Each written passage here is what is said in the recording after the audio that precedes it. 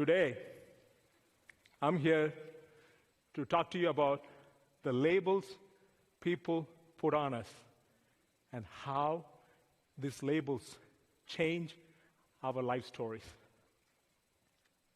Danish philosopher Søren Kierkegaard has said, "Once you label me, you negate me."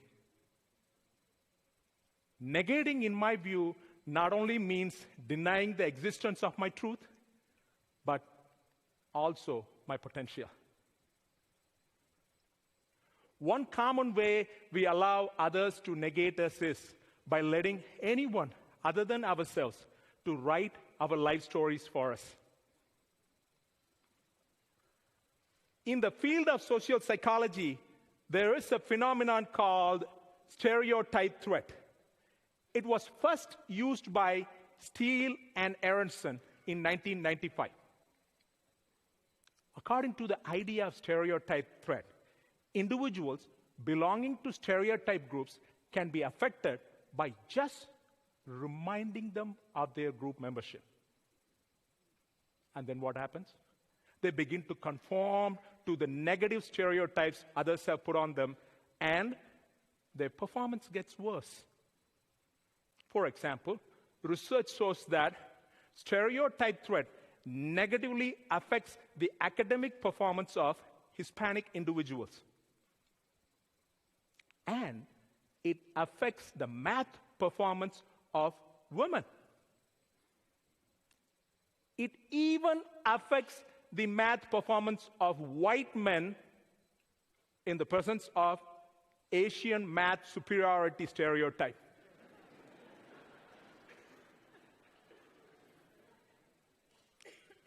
Stereotype threat has also shown to affect working memory itself, making it that much more harder to do complex and intellectual tasks. Now, I'm going to tell you my story. I'll share with you the impacts of stereotype threat in my life.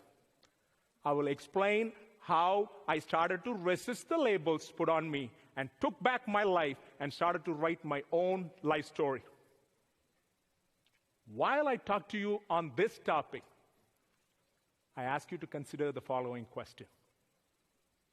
Who writes your life story?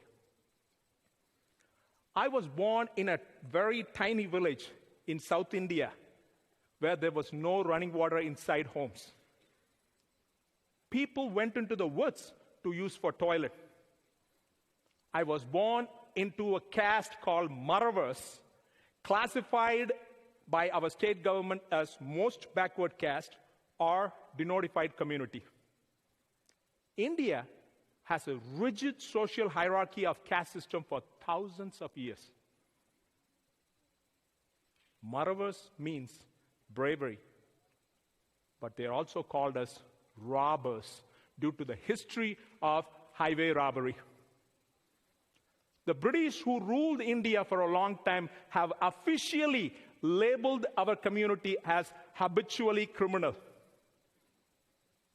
I can give you some examples for these sorts of behaviors in my community.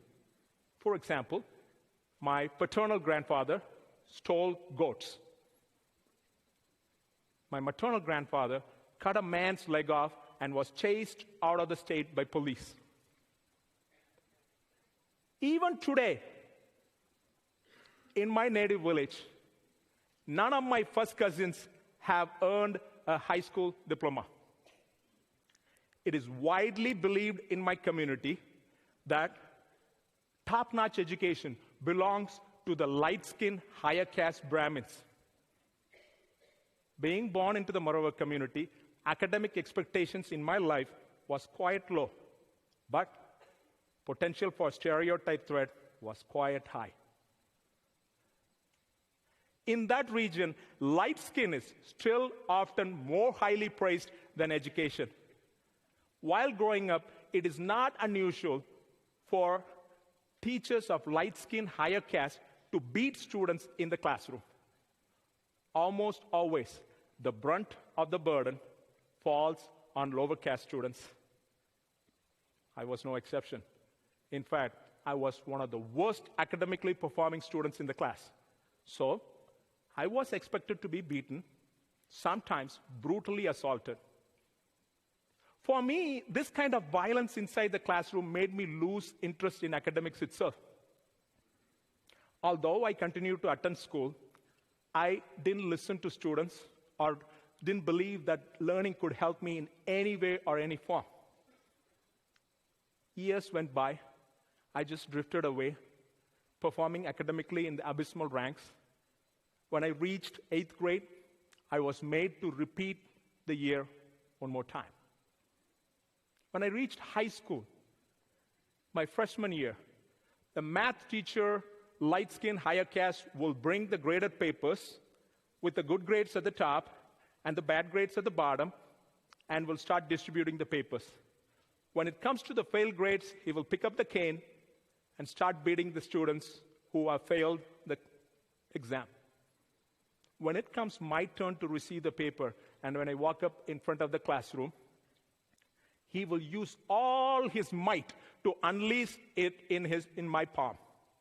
Standing there, receiving 15 to 20 lashes is something. Every time that cane hits my hand, I felt like 1,000 watts of electricity passing through my body. It is very hard to resist tears standing there in front of the class. I will go back home, try to hide my swollen up palms and cracked and bleeding fingers from my mother. I will sit next to her on the floor in the kitchen to eat the food she has made for the day. When my bleeding fingers touches the food she has cooked, the spicy curry where I come from, we eat with bare hands. Spicy curry burns through the fingers and burns the heart, and my floodgates of eyes opens up, and I will cry my heart out. When I reached the senior year of high school, everyone in the school believed I'm going to fail multiple subjects. It is a big deal because the state government conducts the senior exam, and graduation rate brings honor or disgrace to the school. I didn't care one way or the other. I was accustomed to living by the labels others had given me. One fine day, the school brought in a science tutor / motivational speaker. He talked about setting goals and aspiring big. He wrote down the names of local engineering colleges on the board. Where I come from, engineering and medicine are the most coveted programs. He talked about if we all work hard, maybe one or two of us in the classroom can go to the local engineering colleges. I'm the class comedian, so I wanted to make a joke. So I looked at him and said, "Is there a better school than that?" He said, "Indeed. In fact, there's a school called College of Engineering, Guindy, Anna University. It is the oldest engineering school in India. More than 100,000 people write the entrance examination, but only 435 seats," he said. I said, I looked at him nonchalantly and said, "Well, that's where I'm going." Everyone in the class laughed. I was so proud of my joke.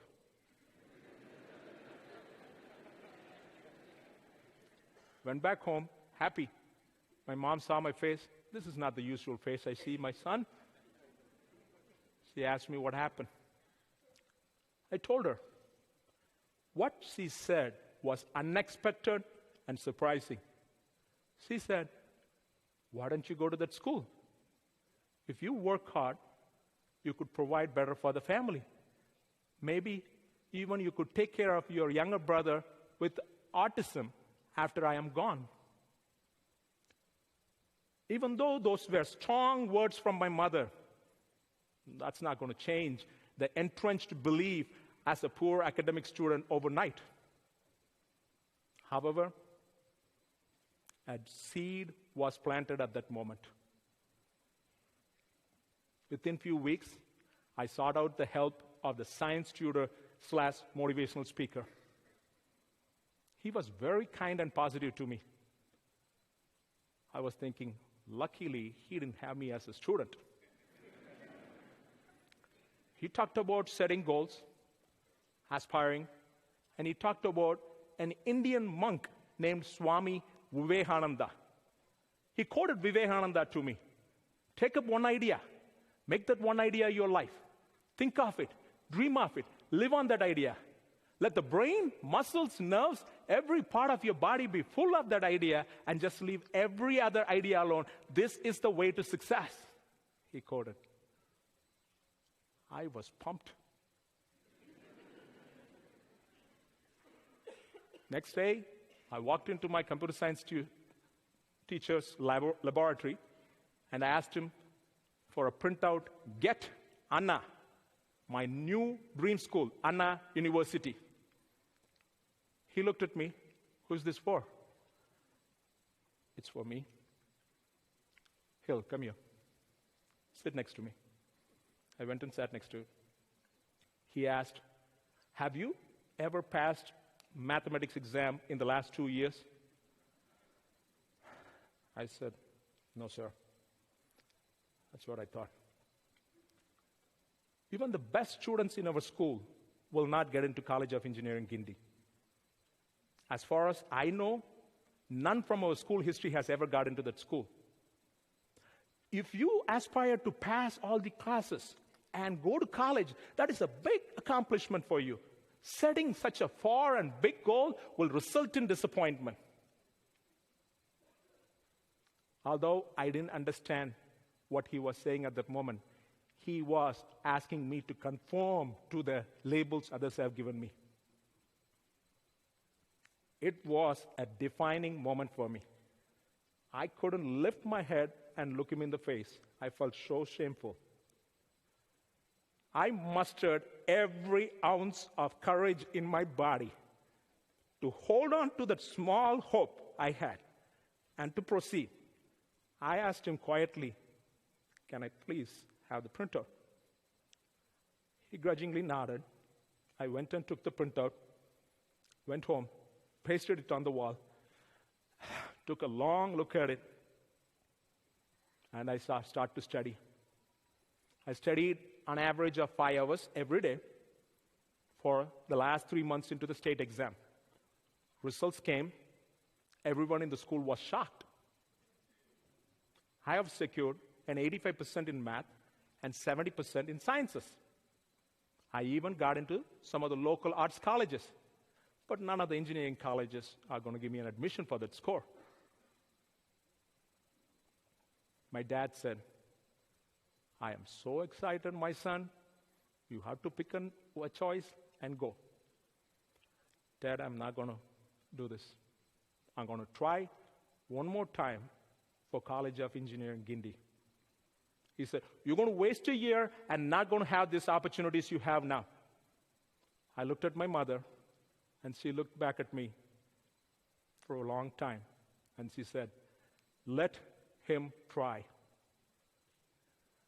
Research by Aronson and others have shown one common way to reduce stereotype threat is to teach students about the malleability of intelligence itself. Like the muscles in our body, the brain could get stronger by persistent effort and hard work. My mother's words, let him try, made me believe in the malleability of my intelligence. Maybe I can achieve my dream. Maybe I can become as intelligent as other Brahmin students. If only if I tried so hard.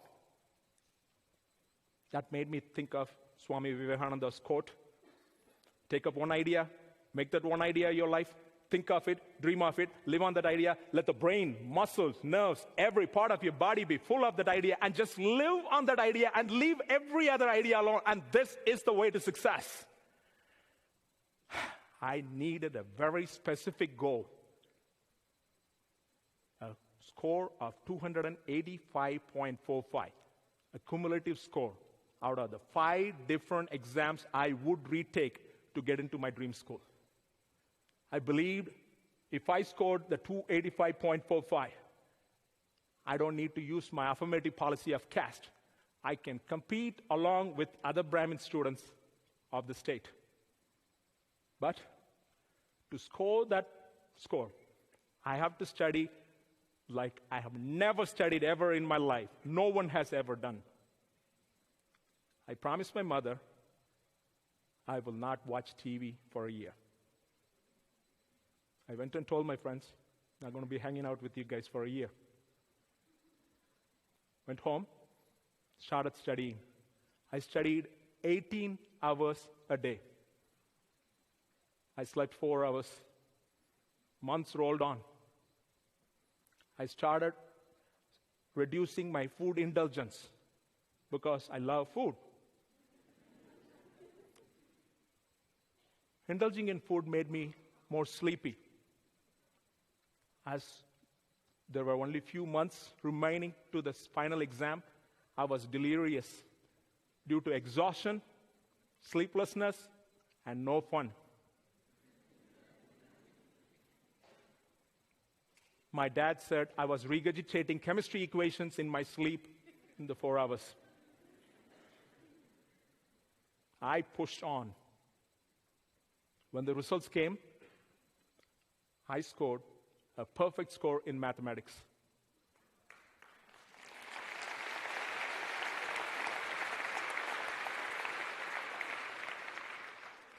A 98% in sciences.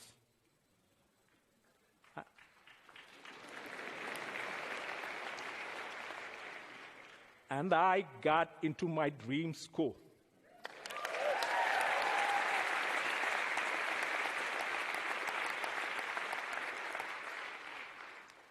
Here's the kicker. I scored exactly 285.45. Not a 0.01 more, not a 0.01 less. The exact score, I wrote it down, laminated, and carried it around with me in my pocket and looked at it every day.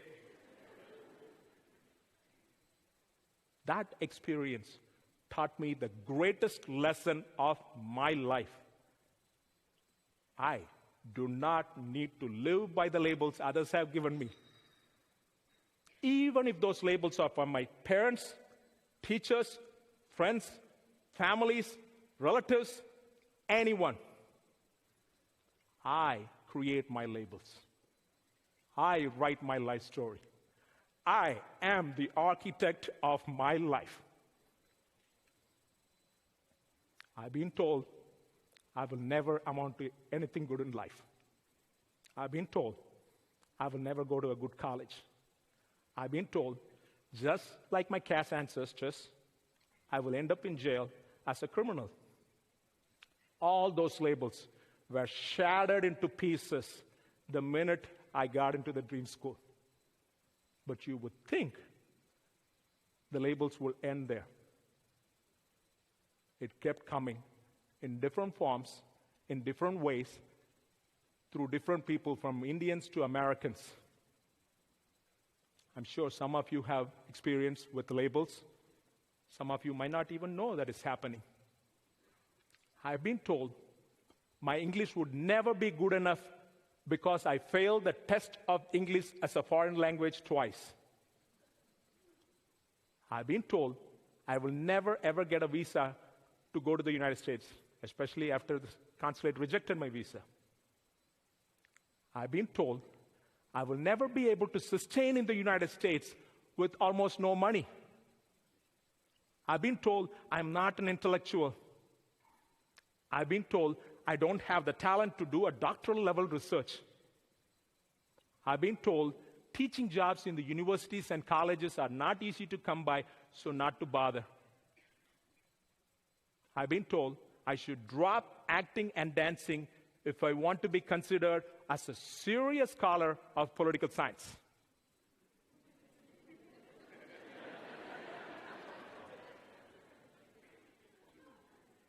It turned out to be all those labels are not true. I went on to accomplish all those goals. More.